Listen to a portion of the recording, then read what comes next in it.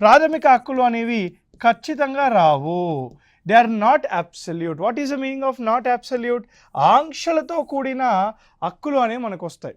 అంటే they are restricted fundamental rights. They are restricted fundamental rights. అంటే ఏంటి ఇక్కడ? ఆంక్షలతో కూడిన ప్రాథమిక హక్కులు అంటే ఏంటి? ఫర్ ఎగ్జాంపుల్ మనకి రైట్ టు ఈక్వాలిటీ ఉంటుంది. అంటే అందరినీ సమానంగా చూడాలి అని ఒక ప్రాథమిక హక్కు. అందరినీ సమానంగా చూడాలి అన్న రాజ్యాంగమే రిజర్వేషన్స్ ఇవ్వాలి అని అంటది. సో ఆంక్షలతో కూడిన ప్రాథమిక హక్కులు అనేవి వస్తాయి. ఇంకో ఎగ్జాంపుల్ చెప్తాను మీకు. ఆర్టికల్ 19 క్లాస్ 1 సబ్ క్లాస్ ఏ భావ స్వేచ్ఛ అనేది మనకు వస్తుంది. Right to freedom of speech and expression.